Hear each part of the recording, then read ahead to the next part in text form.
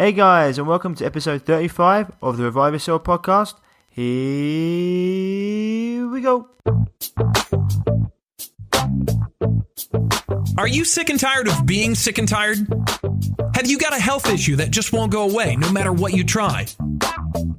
Then welcome to the Revive Yourself podcast, where we reveal the secrets to long-lasting health by getting to the root cause of problems that no one else is talking about.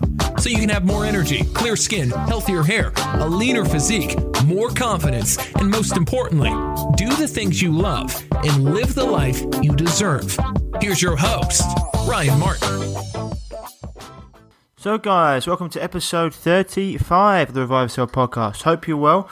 And as always, hope you're doing good. So, last week's episode with Dax Moy all about neuroscience was a banger, and this week's one is no different. It's with Dr. Richard Hansler, and it's all about blue light and how it affects us. Now, most people don't realise this. We talk a lot about different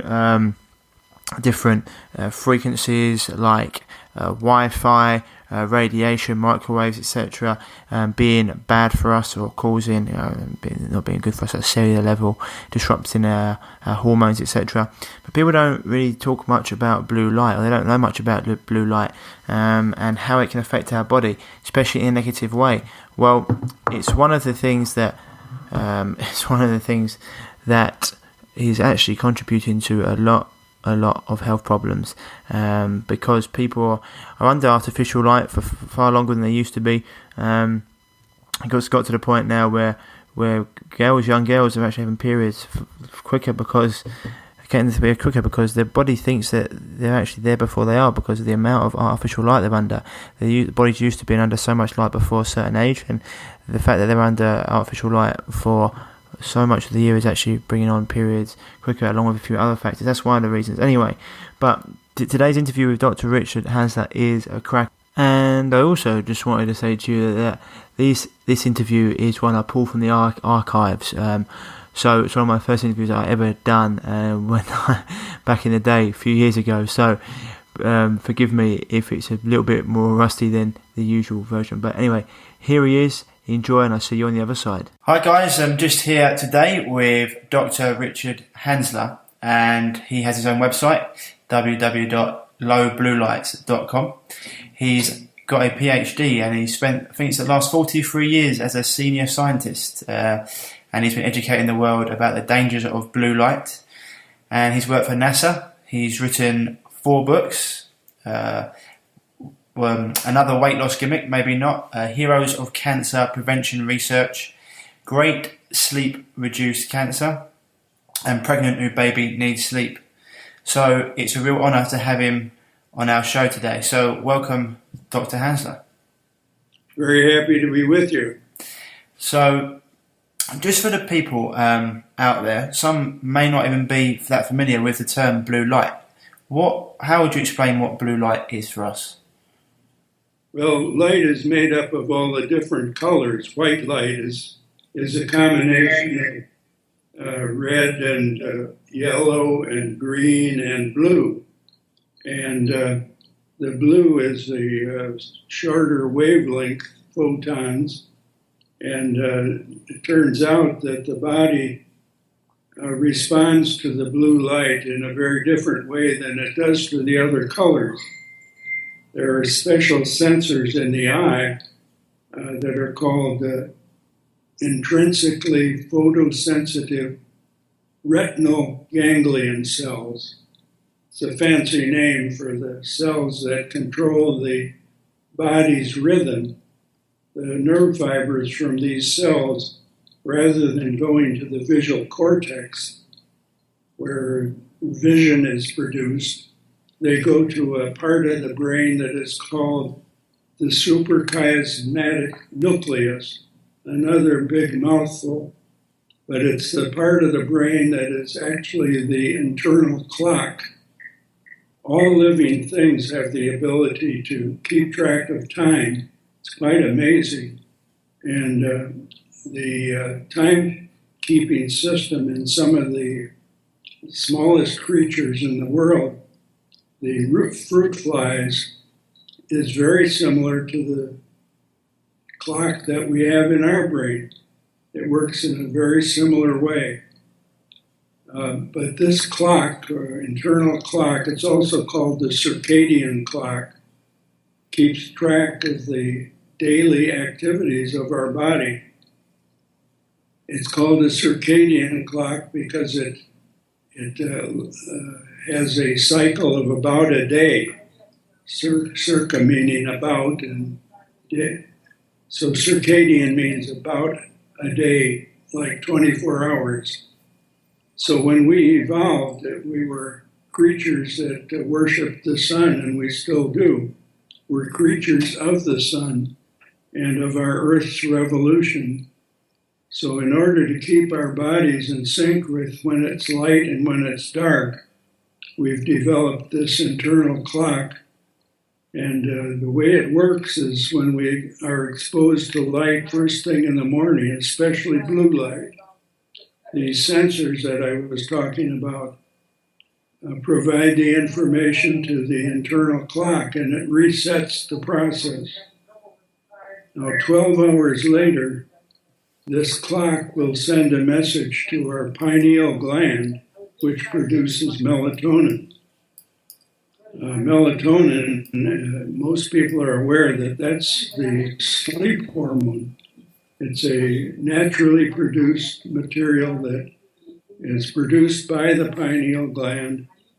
When it enters the bloodstream, it sends a message throughout the body that night is coming. And the body does a lot of different things at night. One's internal temperature, for example, drops so that we cool off during the night. And this lets all the chemical processes slow down.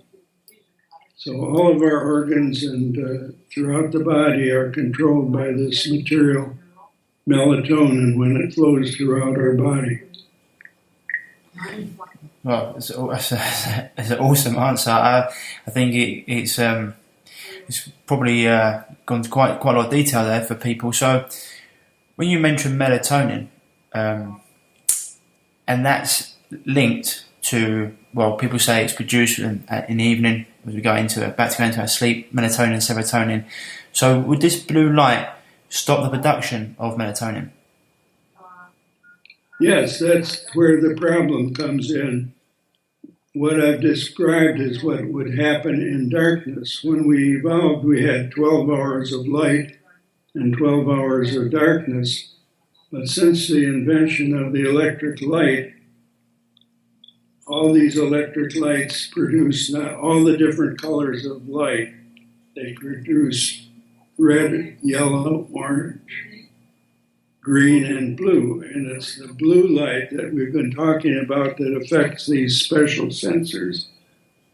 So that if your eyes are exposed to blue light in the evening, in the hours before bedtime, this stops the body from making melatonin. And this is where the problem has arisen. For many years, we didn't really know there was a problem. Partly it was because the early forms of electric lighting were much lower in temperature and didn't produce very much blue light.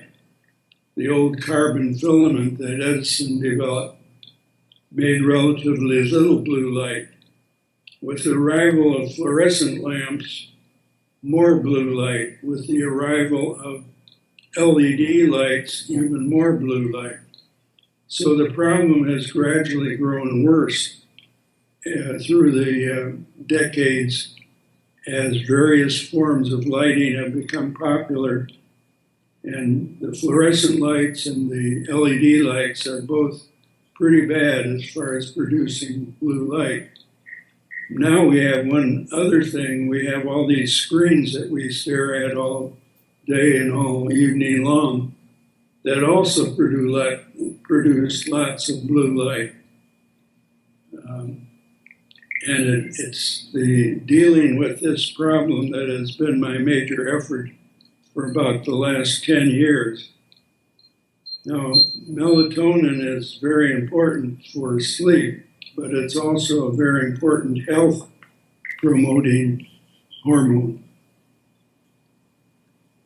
Yeah, so if we can go into that, I mean, I know you said, one of the points you actually touched on it there, that people nowadays are constantly on their phones or staring at a computer screen late into the night, generally, as a way of distraction or talking to people on their phone. So this is going to have an effect on them producing melatonin.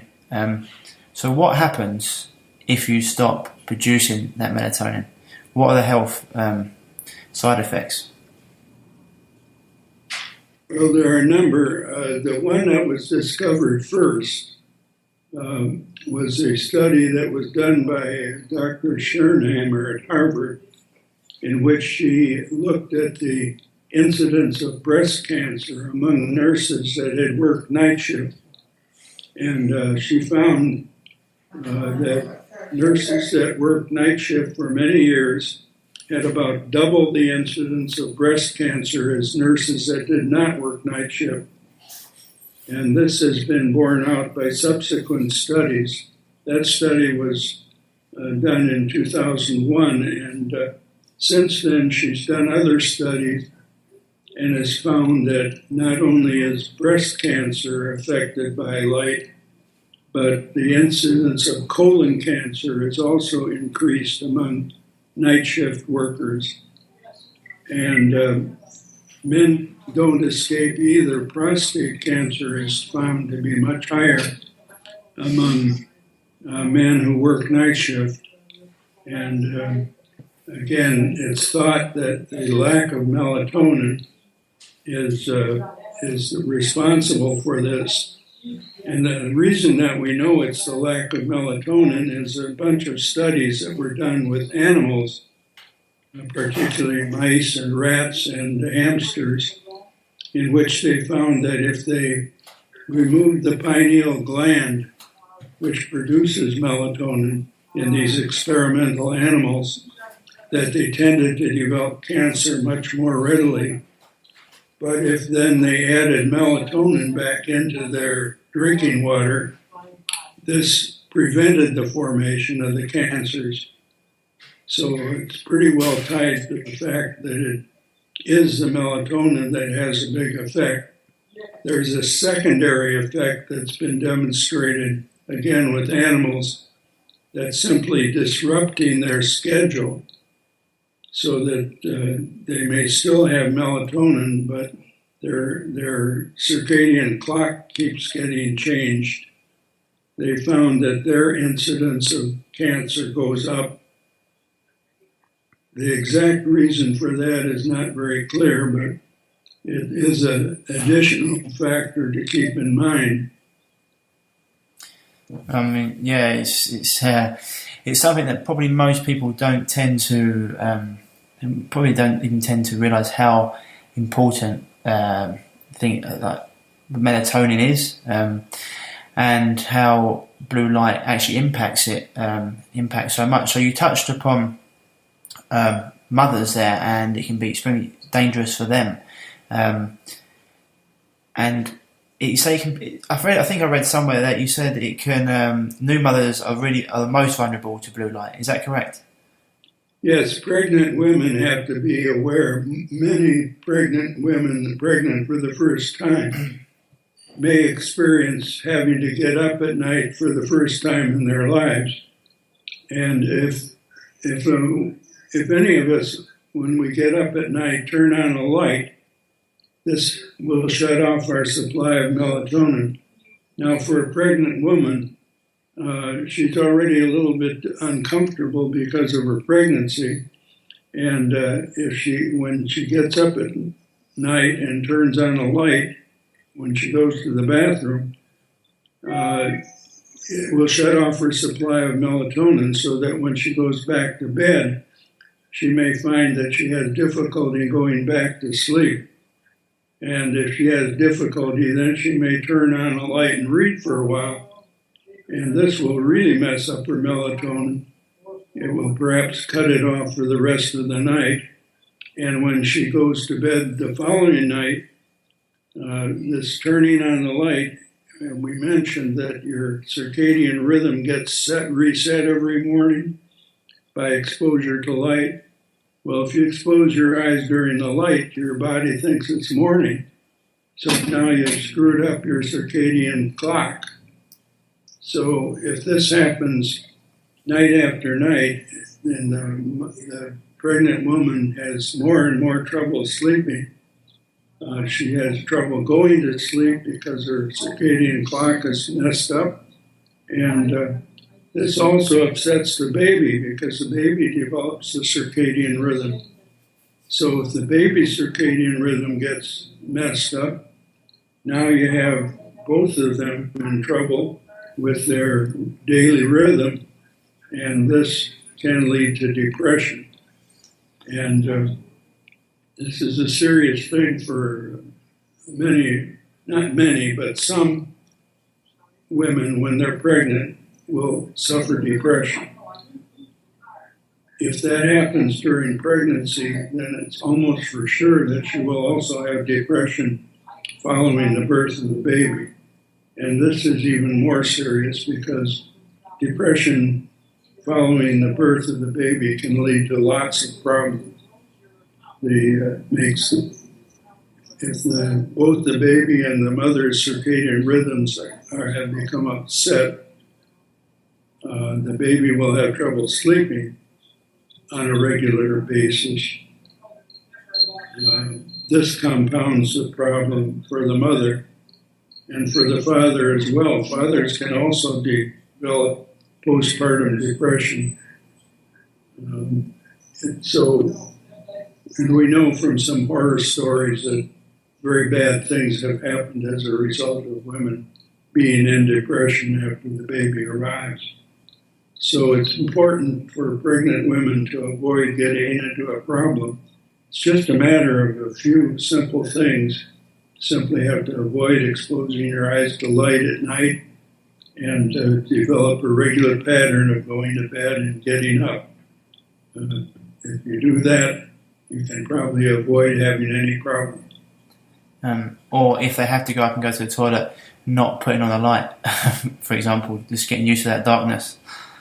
I know it might sound radical, but generally your eyes do adapt, and if you have to go to the toilet, you just got to try and find your way in the dark, I suppose.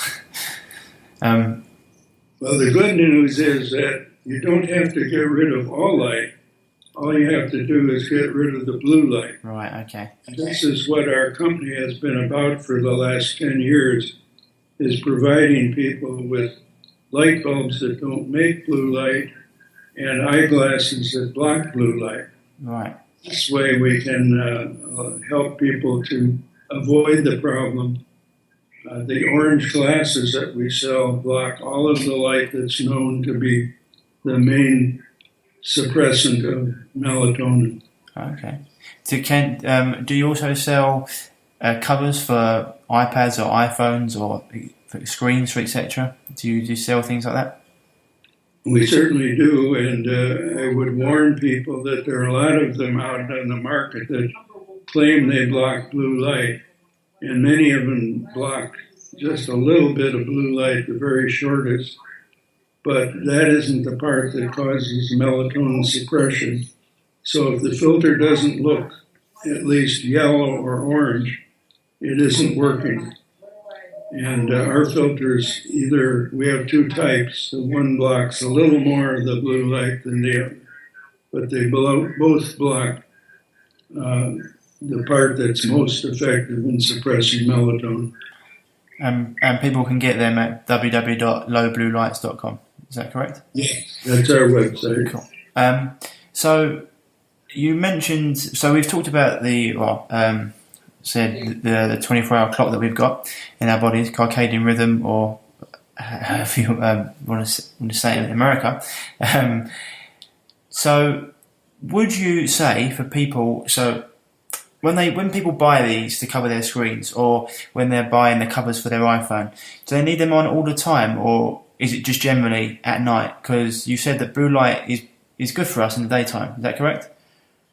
Yes, the blue light resets our clock in the morning, and the exposure to blue light throughout the day is helpful. Some studies have shown exposure to lots of light during the day actually increases the flow of melatonin at night. Awesome. So we want lots of light, especially blue light during the day. But in the evening, we want to maximize the production of melatonin. Studies have shown that melatonin can flow for about 12 hours a night.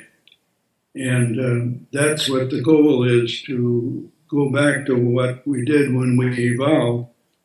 We had 12 hours of light and 12 hours of darkness, and we want to essentially get back to that situation by using our glasses or light bulbs that don't make blue light beginning in the early evening, so that we have a total of either being in darkness while we sleep or having our eyes protected during the evening for a total between the two of 12 hours. So would you say about 6 p.m. at night till 6 in the morning is a good time to have this? Yes. Cool. Okay. Just clear that up, because I know a lot of people, the question would be, so when do I start? What time of night do I start with this? So that's about 12 hours, so 6 till 6. Brilliant. Or 7 till 7, whatever time people generally want to get up for work, I suppose. Right. So you've also talked about this blue light preventing people from losing weight. Could you expand on that for us, please?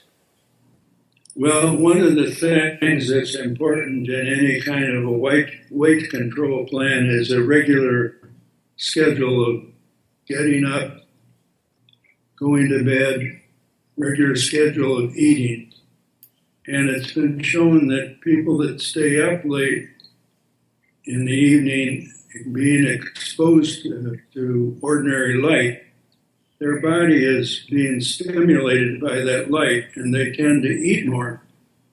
So this is part of the solution, is to get into the equivalent of darkness in the early evening, and you'll find you're not so hungry in the later evening. You may be able to stop having that rate of the refrigerator, or the fridge as you people call it. So, we call it that most of the time too, actually. It's not strictly required for your size of the Atlantic. So basically, it's once again, it's the knock-on effects of melatonin. It's has quite an impact on how we live our day-to-day lives, really.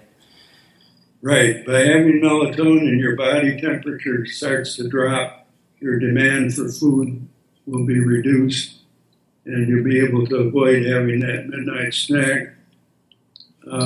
In general, weight loss is thought to be associated in many cases with a mild form of depression. And again, by staying on a regular schedule, getting plenty of sleep, people tend to be happier. And being happy is part of the ability to stay lean. Oh yeah, I'm a massive advocate of that. People don't, say in today's world where everyone's quite stressed, working long hours, and they've got to get things done, the rest and recovery and relaxation, and especially sleep, has seemed to take the back seat. And this has led, as well, there's been studies showing how it's led to diseases, increasing certain chronic diseases, and as well, as you say, people gaining weight. If you're not in that, if you don't give your body that time to restore and recover, you are going to have problems. And one of the things I've always said to people, my clients, is when they go to sleep, I try and tell them to have nothing electrical in the room whatsoever, because the skin can generally, what I've read from quite a lot of different studies, is the skin can generally pick up any sort of light form. And also having a completely pitch black room is just the best for having uninterrupted sleep. I don't know what you think about that, but it tends to work really well with people I deal with, having that pitch black room. And especially because if they do have anything electrical in their room, it's generally their phone or their computer, and if they get a message through, they go and check it, and then the whole melatonin not being produced, etc. It all goes on from there. So generally, I completely agree with what you're saying there, and I think a lot of people need to take that on board to stay away from those lights at night if they can. You've also mentioned that you're studying how this light impacts Alzheimer's, and what have you found in that study so far? Quite interested to hear this. How it affects what? Alzheimer's. Yes. I've been studying that a lot in the last few months, and there's a lot of evidence that melatonin, while not very effective with an actual full-blown Alzheimer's condition, will slow down the gradual depreciation in the years ahead of the actual arrival of Alzheimer's. There's a condition that many older people have of what they call mild cognitive impairment. It means they have memory problems, and frequently that's the main symptom, is forgetting things.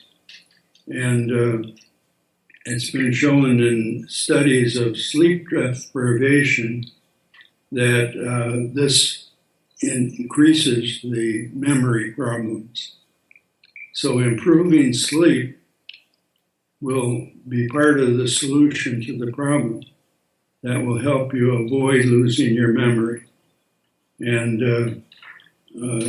again, it's by maximizing melatonin, we think the brain is actually improved by the amount of melatonin that gets into the brain. The fluid that bathes the brain has a higher concentration of melatonin than the blood. There's a direct entry between the pineal gland and the brain, and the pineal gland essentially injects melatonin directly into the brain, and melatonin has been shown to be very beneficial to nerve health. The reason it is so effective is that it's a powerful antioxidant, and it's one of the most powerful antioxidants in that it counteracts what are called free radicals. They are produced by the oxidative process, and the brain burns a lot of oxygen, and therefore you have a lot of these free radicals in the brain. And melatonin chemically essentially wipes them out so that they can't damage the nerve cells. So a lack of melatonin means that the brain can become damaged. And this is another important reason for maximizing melatonin, particularly for people that are getting older. Now, some older people have a reduction in the amount of melatonin produced, and in some cases it may be important to think about supplementing with melatonin.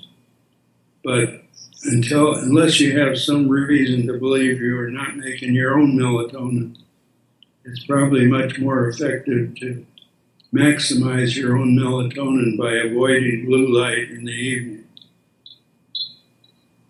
Okay, just going to touch on that. I was actually going to say there is actually, I think Dr. Mercola makes a very good melatonin spray that you can put under your tongue.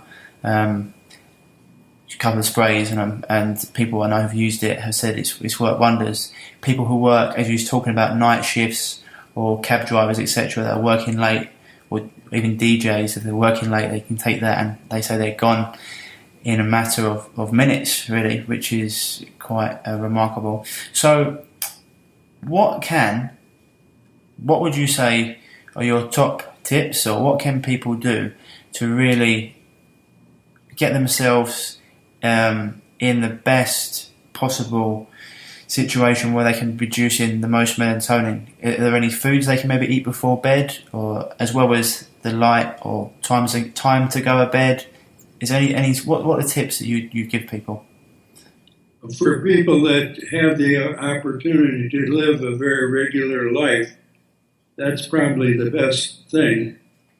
Simply going to bed, say at 11, getting up at 7, putting on our glasses at 7 in the evening, or putting light bulbs in your family room, wherever you spend the evening, that don't make blue light. That's what we do in our house. And that way we think we're getting the best chance of staying healthy.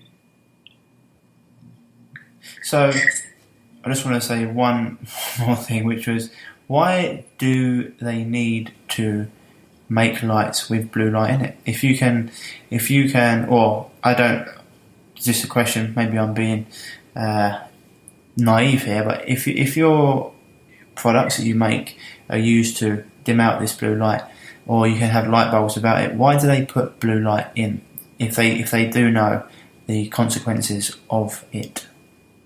Well, the lamp manufacturers are starting to respond to these health needs. Lighting Sciences in Florida came out with a light they call the Good Night light, and that is a light that has lower amount of blue light. Unfortunately, it still has quite a bit of blue light. The light bulbs we sell have essentially no blue light. GE just a few months ago announced what they call the Align series of lamps. They make an Align AM and Align PM. And the Align AM has lots of blue light, and the PM version has relatively little blue light. But again, it still has some blue light. We think it's better to have no blue light. But at least they're beginning to respond. And actually, Lighting Sciences is now putting warning labels on their regular light bulbs, warning people that using ordinary light bulbs can have biological effects, some of which are detrimental. And then they refer the person to a website where you can learn about the problem. Your website has got quite a lot of information on that, hasn't it? I can guess. It's lowbluelights.com. Lowbluelights.com. It's got quite a lot of information. I think you even got questions on there regarding cancers as well. That's correct, isn't it?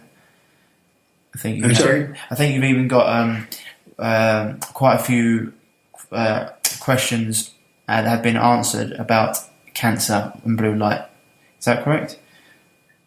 Right. I think the concern of many people with using ordinary light is this, we think is, well, protecting the eyes from blue light is important for sleep, and sleep is important for health. There is the direct effect of melatonin on cancer, and that's particularly breast cancer, colon cancer, and prostate cancer. All three of those have been shown to be negatively affected if you don't have enough melatonin. So it's quite essential then. I think this has been extremely valuable for me, especially people listening. So I'd like to thank you. Is there anything else you'd like to add on the topic? Anything that you say to people to be aware of, maybe in the future, or anything that you want to mention? Well, it sounds all very complicated, but really the change in lifestyle can be very simple. All you have to do is to buy some light bulbs that you can put in your family room where you spend your evening, and that'll take care of the problem. Or if you don't like that solution, you can buy glasses that you can put on every evening. And they don't interfere with your evening activities because they only block the blue light. This is a characteristic of our glasses compared to some of the ones that you'll see advertised that also block the other colors. So I thank you for the opportunity to let some of your followers know about the importance of light at night, and I thank you for that opportunity. No worries, Richard. It's been an absolute pleasure talking to you, and I think it's this sort of information, which can be, as you say, very, very simple to apply, needs to be out there. And anyone who's listening, I've mentioned it again, www.lowbluelights.com is Richard's site, where they sell these light bulbs, these eyeglasses and covers for your iPad or your iPhone or any other Android phone that you've got. So if you want anything like that, jump over to his site and you'll be able to get that. And one more thing, if I could, is I've written 5 books on the subject. Yeah, 5. Oh, 5. I thought you'd written 4. So I've got here, which I'll put links to, another weight loss gimmick, maybe not, Heroes of Cancer Prevention Research, Great Sleep Reduce Cancer, Pregnant New Baby Needs Sleep, and another one more. What's another one? The most recent one is Silent Killer. Silent Killer. Okay, brilliant. And when did you write that? Recent. Sorry, say recently. It describes the evidence that using light at night, ordinary light at night, is doubling the incidence of breast and prostate cancer. Really? Doubling. That's quite damning. That's why I called it Silent Killer. Silent Killer, yeah. It's all in the title of the book. Yeah, it's brilliant. Right. So if you want to get a copy of them, are they on your site as well, or? Yes, they're available from our site, or you can get them on Amazon and also as Kindle. Brilliant. That's absolutely fantastic. I'm pretty sure people will be interested in reading those, especially that last one. So thank you once again, Richard. It's been an absolute pleasure talking to you. And as research goes on and as you explore the topic more, I'll be very interested to maybe hear some more about how it impacts Alzheimer's and any other research you're doing maybe in the future. But otherwise, thank you very much for taking the time out of your busy schedule to come and speak to me and to the audience. It's been brilliant talking to you. Thank you so much. No worries, Richard. Bye now. Bye now. So guys, there it was, Dr. Richard Hansler, all about blue light. I'm sure you've learned, as I always say, I'm sure you've learned a hell of a lot, and there's some real good topics that we touched into. I know it's quite a technical one today, and we went into a lot of things. So, as I mentioned before, you can hit up Dr. Richard Hansler and his website, or you can hit me up at www.reviveyourself.co and contact me there. Any questions you've got, and I'll be happy to answer them.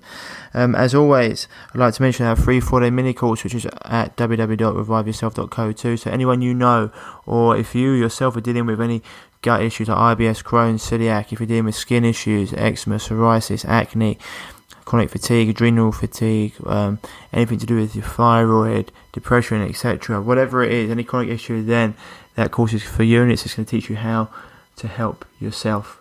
Okay, guys? Otherwise, that was episode 35 of the Revive Yourself podcast. This is Ryan Martin, and I'm saying stay happy, stay healthy, and I'll speak to you soon. If you're struggling with gut issues, such as gas, bloating, constipation, diarrhea, indigestion, heartburn, and want to finally be able to eat the foods you love without the crippling after effects, then don't forget to head over to reviveyourself.co and pick up your free copy of The Healing Health Paradigm today.